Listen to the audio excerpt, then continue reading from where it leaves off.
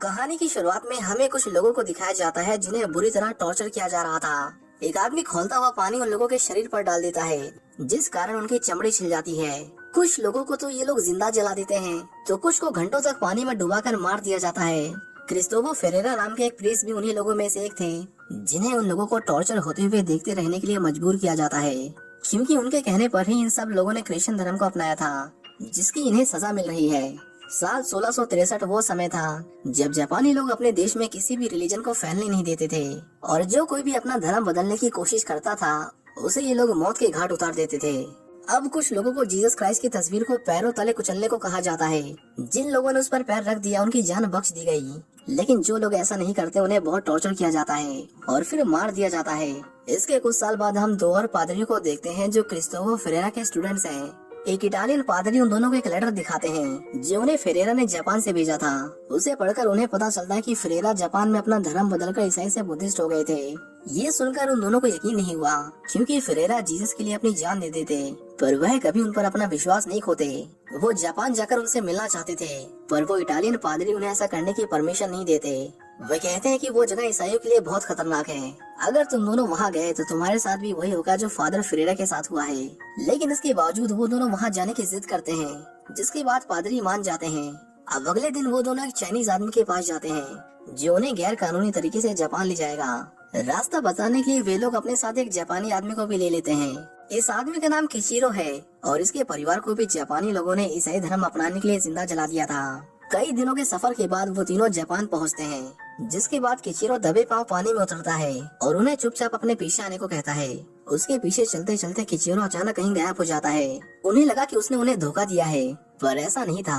कुछ देर बाद कुछ जापानी लोग मशाल लिए उनके पास आए और उन्हें बताया कि वो जापान में हैं। वे कहते हैं कि ये जगह आप लोगों के लिए सेफ नहीं है, हमें यहाँ से निकलना होगा इससे पहले कि वो लोग हमें देख लें। जिसके बाद सेबेस्टियो और फ्रांसिस्को चुपचाप उनके पीछे चलते रहते हैं। एक बूढ़ा आदमी उन्हें बताता है कि अब यहाँ पहले से कहीं ज्यादा क्रिश्चियंस को मारा जा रहा है, इसलिए हमें छुपकर रहना पड़ता है। उन्हें लगा कि जीसस ने उनकी प्रार्थनाएं सुन ली, इसलिए उन्होंने इन पादरियों को उनकी मदद के लिए भेजा है। उनमें से एक जिसका नाम सेबेस्टियो है, वो देखता है कि ये लोग बहुत डरे हुए हैं। वो पूछता है कि इतने बड़े खतरे में आप लोगों ने अब तक भी जीसस को अपने अंदर कैसे जिंदा रखा है। जिस पर गांव वाले उन्हें बताते हैं कि वो छुप छुप कर प्रार्थना करते हैं और उनके आने से पहले जीसस से जुड़ी हर एक चीज को कहीं छुपा देते हैं, जैसे कि उन्होंने एक तस्वीर को चटाई के नीचे छुपा रखा था। सेबेस्टियो को पता चला कि यहाँ क्रिश्चियन की खबर देने वाले को 100 चांदी के सिक्के दिए जाते हैं और किसी पादरी की खबर देने वाले को 300 चांदी के सिक्के दिए जाते हैं। सेबेस्टियो कहता है हमें दूसरे गांव में भी जाना होगा, उन्हें भी पता होना चाहिए कि हम यहाँ हैं। वह उनसे फादर फेरेरा के बारे में भी पूछता है, लेकिन गांव में किसी को भी उनके बारे में नहीं पता था। अब अगले दिन गांव वाले उन दोनों को एक झोपड़ी में ले जाते हैं जहां एक सीक्रेट चेम्बर था। वह सेबेस्टियो और फ्रांसिस्को को बताते हैं कि जब हम दरवाजे को 2 बार खटखटाएं तभी दरवाजा खोलना, इसके अलावा चाहे बाहर कुछ भी हो आप लोग बाहर मत आना। अब सेबेस्टियो और फ्रांसिस्को कई दिनों तक अंदर ही छुपे रहते हैं और धीरे धीरे फ्रांसिस्को का सब्र टूटता जा रहा था। वह गुस्से में कहता है कि ये लोग कितने डरे हुए हैं, डर ने इन्हें अंदर ही अंदर खा लिया है और हमें ये भी नहीं पता कि फेरेरा जिंदा है भी या नहीं। यहाँ किसी ने उनका नाम तक नहीं सुना। पर सेबेस्टियो से समझाता है कि इन लोगों का हमारे अलावा कोई नहीं है। अगर हम इन लोगों के साथ नहीं खड़े होंगे तो ये लोग जीसस पर अपना विश्वास खो देंगे। वो किचिरो को नागासाकी भेजकर उसे फेरेरो के बारे में पता लगाने को कहता है, पर फ्रांसिस्को उसे कहता है कि हम उस शराबी पर भरोसा नहीं कर सकते। वो तो हमें यहाँ लाने के बाद दोबारा कभी दिखा भी नहीं। अब इसी तरह उन्हें छुपते हुए काफी दिन बीत जाते हैं, जिसके बाद एक दिन फ्रांसिस्को परेशान होकर बाहर निकल जाता है और वह दोनों खुले आसमान के नीचे लेट जाते हैं। जब वे धूप ले रहे थे तभी फ्रांसिस्को की नजर कुछ लोगों पर पड़ती है जिन्होंने उन्हें देख लिया था, जिसके बाद वो दौड़कर तुरंत अंदर छुप जाते हैं और डर के मारे पूरे दिन बाहर नहीं आते। शाम को उन्हें बाहर से कुछ लोगों की आवाज आती है जो उन्हें बाहर आने को कह रहे थे, लेकिन उन लोगों ने अब तक दरवाजा खटखटाकर सिग्नल नहीं दिया था, जिस वजह से दोनों पादरी बाहर नहीं निकलते। अब सेबेस्टियो को लगा कि हो सकता है कि वो दूसरे गांव से हो, इसलिए वो फ्रांसिस्को के लाख समझाने के बाद भी बाहर निकल जाता है और उन्हें वापस जाने से पहले रोक लेता है। वे देखते हैं कि उन्हें सच में मदद की जरूरत थी। सेबेस्टियो ने उनके छिले पैरों की मलहम पट्टी की और उनकी सलामती के लिए ईश्वर से प्रार्थना की। उन्होंने बताया कि किचिरो से हमें आप लोगों के बारे में पता चला, वो भी हमारी तरह क्रिश्चियन है। सेबेस्टियो और फ्रांसिस्को को लगता था कि वो क्रिश्चियन नहीं है, पर वो लोग उन्हें बताते हैं कि ऐसा नहीं है। 8 साल पहले वो भी क्रिश्चियन हुआ करता था। उसके पूरे परिवार को यहाँ के लोगों द्वारा पकड़ लिया गया और उन्हें सबके सामने जीसस का अपमान करने को कहा गया।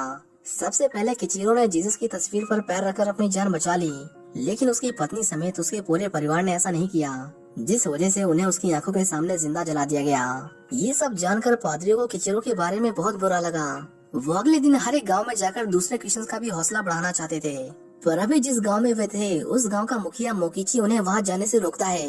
वो कहता है कि वहां आपकी जान को खतरा है, लेकिन इसके बावजूद सेबेस्टियो वहां जाने का फैसला करता है और फ्रांसिस्को वहीं रुक जाता है ताकि इन लोगों को सहारा दे सके। अगले दिन सेबेस्टियो उनके गांव जाता है जहां उसे किचिरो भी मिला। सब उसका अच्छे से स्वागत करते हैं और सेबेस्टियो देखता है कि यहाँ के लोगों ने इतनी मुश्किल घड़ी में भी अपना विश्वास नहीं खोया था। खुशकिस्मती से उसे वहाँ एक बूढ़ा आदमी मिला जो जानता था कि फेरेरो कहाँ मिलेंगे। वह बताता है कि उन्होंने फेरेरो को आखिरी बार नागासाकी में देखा था, जहाँ सारे क्रिश्चियंस को लेकर जाया जाता है। सेबेस्टियन ने देखा कि गांव वाले को अपने विश्वास को कायम रखने के लिए उससे छोटी छोटी चीजें चाहिए थी जिससे उनकी हिम्मत बनी रहे। जिसके बाद वह भूसे की छाल से बने हुए क्रॉस और अपनी माला के एक एक मोती गांव वालों को देता है, जिसे पाकर सभी की खुशी का ठिकाना नहीं रहा। उसने किचिरो को भी एक मोती देने के लिए अपने पास बुलाया, पर किचिरो उसके पास आने के बजाय वहाँ से भाग जाता है क्योंकि वो अपने आप को सबसे बड़ा पापी मानता है और उसे लगता है कि जीसस उसे कभी माफ नहीं करेंगे। सेबेस्टियन को एहसास हुआ कि किचिरो को सबसे ज्यादा मदद की जरूरत है, इसलिए वह उसके पास गया और उसे अपने पाप कबूलने को कहा।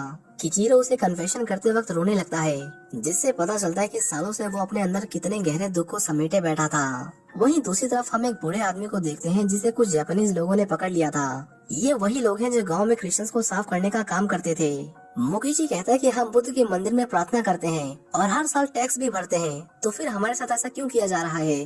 वो आदमी बोला, तुम सब अच्छे लोग हो, लेकिन मुझे उन लोगों से दिक्कत है जो अभी भी छुप छुप कर किसी दूसरे धर्म को मानते हैं। हमें खबर मिली है कि वो यही है। वो अपनी जेब से ढेर सारे चांदी के सिक्के निकालते हुए कहता है कि जो कोई उनके बारे में बताएगा उन्हें ये सिक्के इनाम में मिलेंगे, और अगर अगले 3 दिन में मुझे कोई खबर नहीं मिली तो मैं 3 और लोगों को अपने साथ ले जाऊंगा और उनमें से एक तुम भी होगे। अब रात में सब एक बार फिर से इकट्ठा होते हैं। मोकिची कहता है कि हम अपनी जान दे देंगे लेकिन पादरी को कुछ नहीं होने देंगे। सेबेस्टियो जानता था कि अगर वो यहाँ रुके तो गांव वाले एक एक कर मारे जाएंगे, इसलिए वो किचिरो के गांव जाने का फैसला करते हैं। पर उसके गांव के कुछ लोग जो वहीं मौजूद थे वह कहते हैं कि वो ऐसा ना करें क्योंकि इससे उनकी जान भी खतरे में पड़ सकती थी। आज नहीं तो कल वह उन्हें ढूंढ ही लेंगे। वो कहाँ जाएंगे इस बात को लेकर सभी आपस में लड़ने लगते हैं, जिसके बाद वो बूढ़ा आदमी उन दोनों को इसी गांव में रुकने के लिए कहता है। एक आदमी खुद से आगे आकर कहता है कि जिन 4 लोगों को वो लोग ले जाएंगे उनमें से एक वो भी होगा। अब बस एक और की कमी थी, जिसके बाद सभी किचिरो को खुद को सेक्रीफाइस करने के लिए कहते हैं। किचिरो पहले तो मना करता है, लेकिन आखिर में उसे सबके दबाव में आकर राजी होना पड़ता है। अगले दिन दोनों पादरियों को सुरक्षित जगह भेजने की तैयारी की जाती है। मोकिची और चारों लोग खुद की जान देने को तैयार थे, लेकिन मोकिची कहता है कि अगर उन्होंने फिर भी गांव वालों को नहीं छोड़ा तब हम क्या करेंगे। सेबेस्टियो कहता है तो फिर वही करना जो लोग तुमसे करने को कहें, ईश्वर तुम्हें माफ कर देंगे। हालांकि फ्रांसिस्को उसे रोकते हुए मोकिची को समझाता है कि नहीं मोकिची, तुम उनकी कही हर बात नहीं मान सकते, ये ईश्वर की नजर में गलत होगा। कुछ देर बाद वो लोग गांव में वापस आते हैं। उन्होंने उनके सामने जीसस की तस्वीर रखी और उस पर पैर रखने को कहा। सेबेस्टियो दूर छुपकर उन सबको देख रहा था। वो चारों गांव वालों की सलामती के लिए अपने दिल पर पत्थर रखकर उस तस्वीर पर पैर रख देते हैं। हालांकि इतना उनके लिए काफी नहीं था। उन्होंने कहा कि हमने देखा कि तस्वीर पर पैर रखते हुए तुम लोगों की सांसें कितनी तेज हो गई थी। जिसके बाद वो एक क्रॉस निकालता है और उस पर थूक कर उन्हें साबित करने को कहता है कि वो क्रिश्चियन नहीं है। हालांकि इस बार कोई भी ऐसा नहीं करता सिवाय किचिरो के, क्योंकि वो डरपोक था। उसने क्रॉस पर थूक दिया और उसे जो कहा गया उसने वो सब किया, जिसके बाद उसे छोड़ दिया जाता है। अब बाकियों को एक बड़े क्रॉस पर लटकाया गया और उन्हें वहीं मरने के लिए छोड़ दिया जाता है। जैसे जैसे समय बीता गया समुद्र की लहरें ऊपर आती गईं और एक पॉइंट पर वो इतनी ऊंची हो गईं कि उनकी हर एक टक्कर उनके शरीर पर कोड़ों के समान थी। सबसे पहले उस बूढ़े आदमी की डूबने से मौत हो जाती है, जिसके बाद वो दूसरा आदमी भी ज्यादा देर तक दर्द को सह नहीं पाया और चल बसा। आखिर में सिर्फ मोकिची ही था जो अगले 4 दिन तक वहाँ ऐसे ही लटका रहा। उसका शरीर भूख और प्यास से अकड़ गया था, जिस वजह से उसकी भी मौत हो जाती है। कोई उनका ईसाई धर्म की तरह अंतिम संस्कार ना कर सके, इसलिए वो उसकी बॉडी को जला डालते हैं। और ये सब होते हुए सेबेस्टियो और फ्रांसिस्को अपनी आंखों से देख रहे थे। सेबेस्टियो के लिए ये जीते जी नर्क का एहसास करने जैसा था। उसे बताया गया था कि इंसान की मौत कभी बेकार नहीं जाती।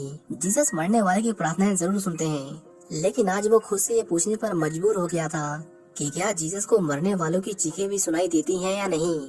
फ्रांसिस्को को अंदर से कायर जैसा महसूस हो रहा था। वो सेबेस्टियो को वापस लौटने को कहता है, नहीं तो ऐसे ही गांव वालों की जान जाती रहती।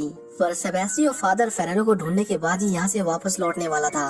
अब ये दोनों अलग हो जाते हैं, जिसके बाद सेबेस्टियो अकेले किचिरो के गांव जाता है। वहाँ पहुंचकर उसने देखा कि उन लोगों ने इस गांव को जला डाला है और अब यहाँ कोई नहीं रहता है। उसने सबको ढूंढने की बहुत कोशिश की पर उसे कोई नहीं मिला। आखिर में थक हार कर सेबेस्टियो वहीं सो जाता है और अगली सुबह जब उसकी आँख खुली तो उसने अपने सामने आग जलती हुई देखी। चलते चलते वो चक्कर खाकर गिर जाता है, जिसके बाद किचीरो ने उसे उठाया और उसे अपने साथ गांव से दूर एक सुरक्षित जगह ले गया। वो सेबेस्टियो को कुछ खाने के लिए देता है, लेकिन सेबेस्टियो उस जैसो के हाथों से एक निवाला भी नहीं खाना चाहता है, क्योंकि उसने ईश्वर का अपमान किया था। किचीरो उसे वहाँ से जाने के लिए कहता है, क्योंकि यहाँ उसकी जान को खतरा था। हालांकि सेबेस्टियन उसकी नहीं सुनता और अपने सफर पर आगे बढ़ता रहता है। जल्दी प्यास के मारे उसे चक्कर आने लगते हैं। किचीरो उसके लिए पानी लेने गया, पर जैसे ही वो पानी लेकर वापस आया, वो सारा पानी नीचे गिरा देता है। पास में ही एक नदी थी, वह सेबेस्टियन को उस नदी के पास ले गया, जहाँ सेबेस्टियन ढेर सारा पानी पीता है। जब उसने पानी में अपना चेहरा देखा तो अपनी हालत देखकर वह पागलों की तरह हंसने लगता है। जल्दी हमें पता चलता है कि किचीरो ने फिर से सेबेस्टियन को धोखा दिया है, क्योंकि उसे जापानीज लोग चारों ओर से घेर लेते हैं। उसे ले जाते वक्त उन लोगों ने किचीरो को चांदी के सिक्के दिए, लेकिन अब भी वो ऐसे नाटक करता है जैसे कि उसे कुछ पता ही ना हो। अब सेबेस्टियन को पकड़े गए लोगों के बीच बिठाया जाता है। उनके चेहरे देखकर सेबेस्टियन उनसे गुस्से में पूछता है कि तुम लोग इतने शांत कैसे हो, पर वो उसके सवाल का कोई जवाब नहीं देते, क्योंकि उन्हें लगता था कि अगर वे ईश्वर के लिए बलिदान देंगे तो उन्हें स्वर्ग मिलेगा। जल्दी वहाँ इनोकियो आता है, जो उनका लीडर था। वो सेबेस्टियन को छोड़कर सबको वहाँ से ले जाने को कहता है। वह बोला कि हम तुमसे नफरत नहीं करते, बस इतना जान लो कि जापान में तुम्हारे जीसस के लिए कोई जगह नहीं है। हम तुम्हें भी छोड़ देंगे, बस तुम मान लो कि ईश्वर जैसी कोई चीज नहीं होती। सेबेस्टियन अपनी जान दे देता, लेकिन ऐसा कभी नहीं करता। ये बात इनोकियो भी अच्छे से जानता था, इसलिए उसने कहा कि हमने अपने पिछले गलतियों से बहुत कुछ सीखा है। तुम लोगों को मारने से तुम्हारा विश्वास और मजबूत हो जाता है। खैर, अगर तुम एक अच्छे पादरी हो तो तुम्हें इन बेचारों पर दया आनी चाहिए। तुम्हारे अहंकार की वजह से इन्हें कितना दुख सहना पड़ रहा है। सेबेस्टियन को एक पिंजरे में डाल दिया जाता है, जहाँ एक आदमी उसे मिलने आता है। इस आदमी का नाम असानो है और ये सेबेस्टियन के लिए ट्रांसलेटर का काम करने वाला था। वह सेबेस्टियन से कहता है कि तुम अपने धर्म को त्याग दो, नहीं तो ये लोग तुम्हें उल्टा लटकाकर तुम्हारे शरीर से खून की हर एक बूंद निचोड़ लेंगे।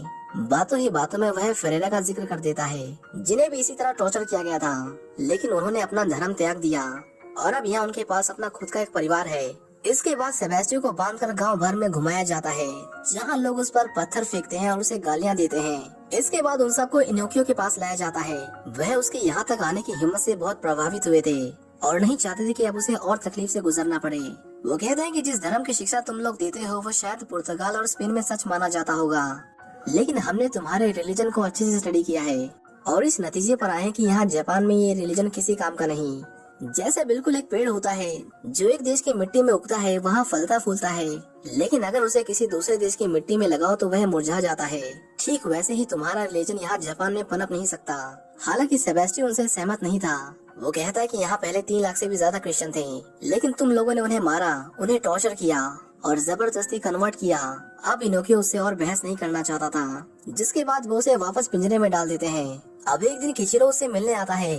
वो कहता है कि उसने पैसों के लिए उन्हें धोखा नहीं दिया, पर गार्ड्स उसे मारते हैं और उसे भी बंद कर देते हैं। अंदर सभी कैदी पादरी को समझाते हैं कि इस आदमी पर भरोसा मत करना, ये हमारी जासूसी करने आया है, पर इतने सब के बाद भी सेबेस्टियन किचीरो को माफ कर देता है। अगले दिन कुछ क्रिश्चियंस को बाहर निकाला जाता है और उन्हें जीसस की तस्वीर पर पैर रखने को कहा जाता है। सभी डरे हुए थे, लेकिन फिर भी किसी ने जीसस का अपमान नहीं किया, जिसके बाद गार्ड्स एक आदमी का सर काट देते हैं और उसे वहीं दफना दिया जाता है। इसके बाद उन्होंने एक और आदमी को बाहर निकाला, जिसे वो हफ्तों से टॉर्चर कर रहे थे।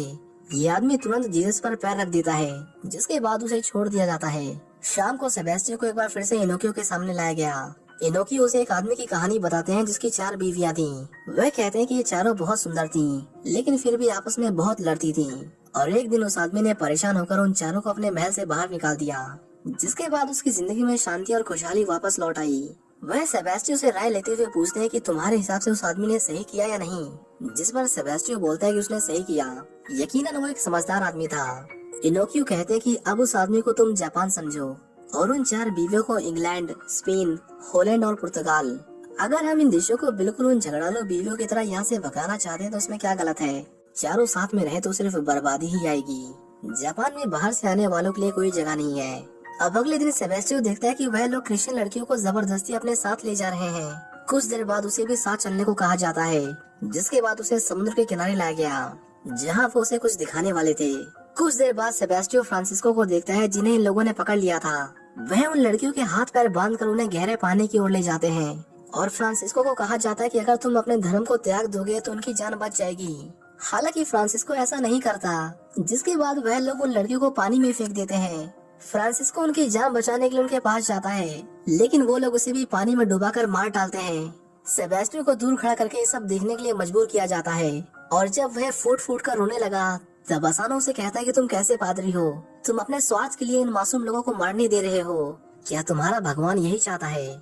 उस रात सेबेस्टियन बहुत रोता है और उसकी दिमागी हालत भी खराब होती जा रही थी। अब अगले दिन उसे वह लोग अपने साथ एक बुद्धिस्ट टेम्पल में ले जाते हैं, जहाँ वो उसे एक खास आदमी से मिलवाने लाए थे। असानो के चेहरे पर एक मुस्कुराहट थी, जैसे कि उसे इस दिन का बेसब्री से इंतजार था। कुछ देर बाद वहाँ फेरेरा आते हैं, जिनका रंग रूप चाल ढाल एकदम बदल गया है। उन्हें देखकर सेबेस्टियन को अपनी आंखों पर यकीन नहीं होता, क्योंकि अब वो एक बुद्धिस्ट मॉन्क बन चुके थे। फेरेरा के चेहरे पर एक अजीब सी खामोशी थी, मानो उन्होंने बहुत कुछ सहा था। वह सेबेस्टियन के सवालों का उल्टा सीधा जवाब देते हैं और ऐसा दिखाने की कोशिश करते हैं कि वो यहाँ बहुत खुश हैं। असानो फेरेरा को उस किताब के बारे में बताने को कहता है जिस पर वो अभी काम कर रहे थे। यहाँ सेबेस्टियन को पता चला कि ये लोग फेरेरा से क्रिश्चियनिटी के खिलाफ किताबें लिखवा रहे थे, ताकि ये रिलीजन कभी इस देश में पनप ना सके। फेरेरा कहते हैं कि मैंने यहाँ 15 साल से भी ज्यादा क्रिश्चियनिटी का प्रचार किया है और अब मुझे समझ आ चुका कि यहाँ जीसस की कोई जरूरत नहीं। बेहतर यही है कि तुम भी इस बात को जल्दी समझ जाओ। असानो कहता है कि किसी को भी किसी के धर्म में दखल नहीं देनी चाहिए, यही बुद्ध का तरीका है। उन्होंने कभी खुद को तुम्हारे जीसस की तरह इंसान से ऊपर नहीं माना। जब बांटने को इतना कुछ हो तो कभी किसी एक को जीतने की कोशिश नहीं करनी चाहिए, जो सिर्फ तुम ही कर रहे हो। अब फेरेरा उसे बताते हैं कि अगर तुमने इनकी बात नहीं मानी तो ये तुम्हारी गर्दन पर एक छोटा सा कट लगाएंगे और तुम्हें तब तक उल्टा लटकाया जाएगा जब तक तुम्हारे शरीर से खून की एक बूंद नीचे न गिर जाए। इन्होंने मेरे साथ भी यही किया था। एक फ्लैशबैक के जरिए हमें वो दिन दिखाया जाता है जब फेरेरा ने जीसस की तस्वीर पर पैर रखा था, जिसने उन्हें अंदर से पूरी तरह तोड़ दिया था। हालांकि असानो ने सेबेस्टियन को बताया कि तुम जापान के आखिरी प्रीस्ट हो, इसलिए हम तुम्हारे साथ वैसा कुछ नहीं करेंगे। हमारे तरीके अब थोड़े बदल चुके हैं। वह उसकी जगह यहाँ के क्रिश्चियंस को टॉर्चर करेंगे और ये तब तक किया जाएगा जब तक सेबेस्टियन अपने धर्म को त्याग नहीं देता है। अगले दिन सेबेस्टियन को इनोकियो के घर लेकर जाया जाता है। रास्ते में लोग उस पर पत्थर फेंकते हैं। असानो कहता है देखो तुम इन लोगों के लिए आए थे और यही तुम्हें नफरत करते हैं। अब रात को सेबेस्टियन लोगों की चीखें सुनता है जो उसके कानों में सुई की तरह चुभ रही थी। कुछ देर बाद वहाँ फेरेरो आते हैं और कहते हैं कि दीवार पर जो शब्द तुम देख रहे हो ये मैंने लिखे हैं जब मुझे भी तुम्हारी जगह इस जेल में रखा गया था। वह कहते हैं कि अगर तुम गॉड से प्रे करना चाहते हो तो कर सकते हो, लेकिन अपनी आंखें खोलकर प्रे करना। सेबेस्टियन देखता है कि 5 क्रिश्चियंस को उल्टा लटका कर उनका खून निकाला जा रहा है, जिस कारण वह धीरे धीरे मौत के मुंह में जा रहे थे। सेबेस्टियन उन सबको क्रिश्चियनिटी को छोड़ने को कहता है, पर फेरेरो उसे बताते हैं कि ये सब पहले ही कर चुके हैं, इन्हें बस तुम्हारी वजह से टॉर्चर किया जा रहा है। इनकी बात मान लो और क्रिश्चियनिटी को त्याग दो। अगर जीसस तुम्हारी जगह होते तो वो भी यही करते। ऐसा कहकर फेरेरो उसके सामने जीसस की तस्वीर रखते हैं। अब सभी की नजरें उसी पर टिकी हुई थी कि वो क्या करेगा।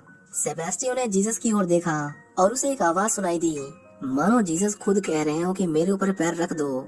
आखिर में सेबेस्टियन की हिम्मत टूट जाती है और वह उन पर पैर रख देता है। उसके ऐसा करते ही असानो ने सबको छोड़ने के ऑर्डर्स दिए, जिसके बाद सभी को बाहर निकाला जाता है। अब हम सेबेस्टियन को देखते हैं जिसने एक बुद्धिस्ट मॉन्क का रूप धारण कर लिया है। बच्चे उसका मजाक उड़ाते हैं, पर अब उसे कुछ भी महसूस होना बंद हो गया था। वह जापान में आने वाला आखिरी प्रीस्ट था, जिसके बाद चर्च ने अगले 250 सालों तक जापान में किसी प्रीस्ट को नहीं भेजा।